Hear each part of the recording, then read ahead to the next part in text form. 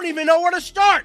This game was so bad and embarrassing. This just made the Fever look horrendous. I mean, what Stephanie White strategically did today lets me know this is going to be Vanderbilt 2.0. That's what this is. If you guys... What if the best individual performance in a WNBA game this season wasn't enough to win? Not because a player failed, but because her coach made sure it couldn't be. That's not a hypothetical. That's Indiana.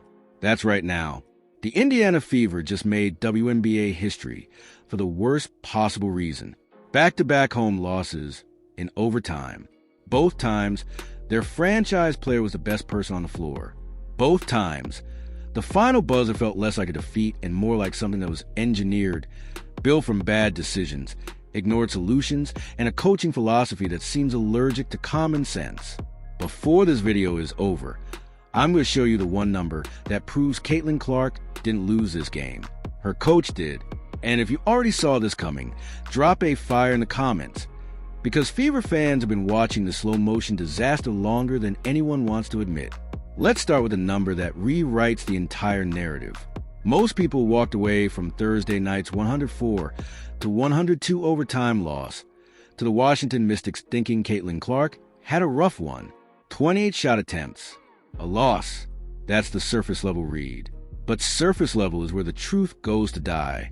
Clark finished that game with a +14 rating. Let that land for a second. Her team lost by 2 points in overtime, and Caitlin Clark was a +14. That means every single minute she was on that floor, the Fever dominated. The offense moved. The defense held. The scoreboard tilted Indiana's direction. She wasn't the problem. She was the only solution. And here's what makes it worse, or better, depending on how you look at it. Picture this. 37 minutes of basketball, played on a back that requires constant medical management. That's what Clark gave Indiana on Thursday. Not 30 minutes. Not a controlled, coach-managed workload. 37 minutes and 27 seconds of elite, grinding, physically punishing WNBA basketball, with a chronic back condition quietly working against her on every single possession. And what did she do with those 37 minutes? She shot 10 of 28 from the field. She connected on 7 of 17 from 3. The shot that spent weeks under a microscope is officially, undeniably back. She dished 8 assists. She grabbed 4 rebounds. She went a perfect 5 for 5 from the free throw line. Not only that, she hit a half-court shot that broke the internet when her team was completely out of gas. That's not a stat line. That's a masterpiece. But masterpieces don't win games when the frame is broken. Here's the insight most analysts are glossing over entirely. A +14 rating in a 2-point overtime loss doesn't just mean Clark played well. It means the Fever's entire non-Clark lineup was a collective disaster. While she was on the floor, Indiana was winning. The moment she sat down to rest a bad back that had already played nearly 4 full quarters, the offense collapsed so completely that the lead didn't just shrink. It evaporated. Repeatedly. That's not a player problem. That's a structure problem. And structure is built by one person, the head coach. Stephanie White inherited the most valuable player in women's basketball history. She was handed a roster with veteran depth specifically designed to protect that asset. And through 3 games, she has systematically refused to use it. Which brings us to Kelsey Mitchell, and a crisis hiding in plain sight. Here's what nobody is saying loudly enough about Mitchell's night. She was brilliant. 24 points. 4 of 8 from beyond the arc. A performance that on any other night, for any other team, would be the headline. But Kelsey Mitchell played 38 minutes and 33 seconds on a body that Stephanie White spent the entire offseason publicly promising will be carefully managed this year. 38 minutes. After a season that ended early because her body broke down from overuse. After a coaching staff that looked cameras in the eye and said, "We've learned our lesson." Together, Clark and Mitchell played 76 combined minutes. They scored 56 combined points. They carried this franchise on exhausted legs against a team the Fever should have handled. And the player who could have given them rest, the player specifically built for that role, never left the bench. That name and that story is where this gets truly dangerous. 76 combined minutes, 56 combined points, and a bench that watched every second of it. That's not a team playing hard. That's two players being consumed. When you run your two best players in the ground while a proven veteran sits in street clothes 3 games into the season, you're not coaching anymore. You're conducting a controlled demolition and calling it a lineup decision. The player sitting in those street clothes is Shaturi Walker-Kimbrough. If that name doesn't ring a bell yet, that's exactly the problem, and exactly what Stephanie White is counting on.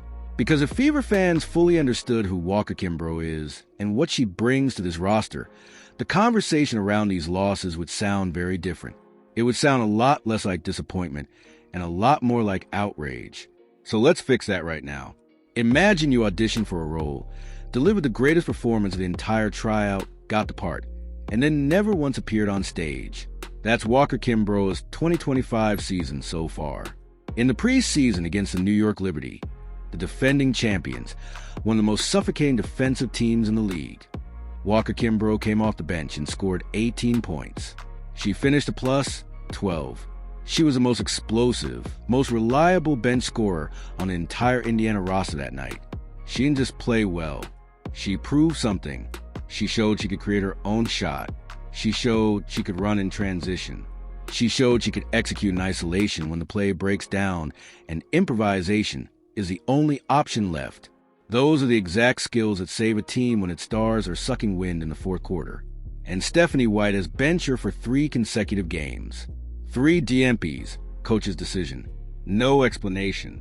No rotation. No logic the public has been offered. If the preseason performance surprised you, what comes next should genuinely alarm you. Because this isn't just about one player being misused. It's about a mathematical reality that Stephanie White is choosing to ignore.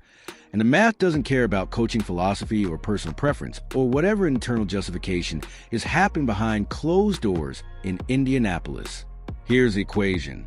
If Walker-Kimbrough gets just 8 to 10 minutes per game, not a starring role, not a feature spot, just a rotation player's reasonable share, 2 things change immediately.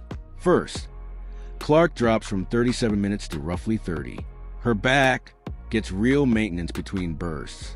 Her legs are fresher in the fourth quarter, which means her shot selection sharpens exactly when the game is on the line. Second, Mitchell drops to around 32 minutes. The body Stephanie White promised to protect actually gets protected. The player whose early season health directly determines Indiana's ceiling stops being a liability waiting to happen. Not only does the team get better, but the 2 players carrying everything get to survive the season. If the Walker-Kimbrough situation just reframed everything you thought you knew about these losses, you already understand why this channel exists. Subscribe and hit the bell, because this story is nowhere near over, and you're going to want to be here when the next chapter drops. Now here's the twist that makes this go from frustrating to genuinely frightening. Walker-Kimbrough isn't just being underused, she's being erased. There's a meaningful difference between a coach who rotates cautiously and a coach who DNPs a proven performer for 3 straight games without public explanation while her stars physically deteriorate beside her. One is conservative strategy. The other is something harder to defend. Basketball analysts have long argued, and the advanced metrics consistently back this up, that the most damaging thing a coach can do to a contending team isn't losing. It's losing preventably. Losses at the box score quietly explains, if you know where to look. The box score from Thursday night explains everything. Clark +14, team -2. The gap between those 2 numbers is not bad luck. That gap has a name, and that name has a clipboard, and that clipboard is making decisions that are actively costing Indiana basketball games. But here's what nobody has connected yet, and this is a part that should send a chill through every single Fever fan paying attention. This pattern has a precedent. And the last time Indiana watched it play out, it didn't end with a coaching adjustment. It ended with a superstar career being quietly, irreparably damaged by an organization that prioritized everything except protecting her. The comparisons to what happened before Caitlin Clark arrived aren't just emotional, they're structural. The same refusal to build offensive systems around the primary playmaker. The same mysterious roster decisions that leave obvious solutions unused. The same post-game answers that explain nothing while the losses stack up at home. 3 games into the season, Back-to-back overtime losses at home. A franchise player with a bad back logging 37-minute nights. A proven bench scorer watching in street clothes. Stephanie White has every tool she needs to fix this. The question, the one that should keep every Fever fan awake tonight, is whether she intends to use them. Because if the answer is no, this isn't a rough start. This is the beginning of something Indiana has seen before. And last time, it was already too late by the time anyone said it out loud. The last time a WNBA franchise had this much talent and this little structure, the talent didn't survive the system. That's not hyperbole. That's history. And history in professional sports doesn't repeat itself because nobody learned the lesson. It repeats itself because the people making decisions convinced themselves they were different, that their situation was unique, that the comparisons didn't apply to them. Stephanie White is standing at a crossroads that Indiana has stood at before. The roster is talented enough to compete. The star is transcendent enough to carry almost anything. But almost only counts in a game being managed correctly. And right now, the management is a crisis. So let's talk about what actually needs to change. Not emotionally, not reactively, structurally, because that's the only level where any of this gets fixed. Here's something the loudest voices in this conversation are getting wrong. The answer to Indiana's problem isn't panic. It isn't calling for Stephanie White's job after 3 games, though the pattern absolutely deserves scrutiny. The answer is specificity. Targeted, measurable, non-negotiable adjustments that any competent coaching staff could implement by the next tip-off. Adjustment 1. Walker Kimbrough enters the rotation. Not conditionally, not situationally, consistently. 8 to 10 minutes per game, built into the game plan before the opening whistle. Not discovered in desperation when the starters are already running on fumes in the fourth quarter. Adjustment 2. Clark's minutes get a hard ceiling. 30 to 32 minutes maximum, with a back condition treated as a real variable, not a footnote.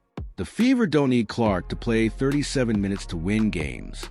They need her to play 30 minutes for 30 games. There's a massive difference between those two sentences. And right now, Stephanie White is living the first one while the second one slowly disappears. Now here's a twist that reframes everything said in this video. What if the problem isn't that Stephanie White doesn't know this? What if the problem is that she knows it and is choosing a different priority anyway? Coaches at this level don't accidentally play their stars 38 minutes, while a proven bench scorer watches in street clothes. They don't accidentally create offensive systems so dependent on one player that the entire operation shuts down the moment she sits. These are decisions. They require active choices, repeated across multiple games, in the face of evidence that clearly points the other direction. The Vanderbilt comparison, the ghost hanging over this entire conversation, isn't about malice. It's about institutional inertia. It's about organizations that develop a way of operating and cannot course correct even when the scoreboard is screaming at them too. Indiana has been here. The franchise knows what this looks like from the inside. And the fact that we are having this exact conversation 3 games into Caitlin Clark's second season should alarm everyone connected to this team. Not only is the pattern familiar, the timeline is accelerating. Here's the future trend that makes this bigger than one season. Women's basketball is at an inflection point unlike anything the sport has seen in its history. Attendance records, broadcast deals, merchandise numbers that were considered impossible 5 years ago. The WNBA is no longer a league people follow out of loyalty or principle. It's a league people are actively choosing to watch because the product is genuinely compelling. Caitlin Clark is the largest single reason that transformation is happening at this speed. And teams across the league understand what Indiana seems to be missing. That protecting that kind of player isn't just good basketball. It's good business. It's a foundation every future investment in this franchise gets built on. Every overtime loss. Every 37-minute night with a bad back. Every game where Walker Kimbrough sits in street clothes while the offense collapses. Those aren't just basketball failures. They're institutional failures with financial consequences that extend years beyond this season. The league is watching.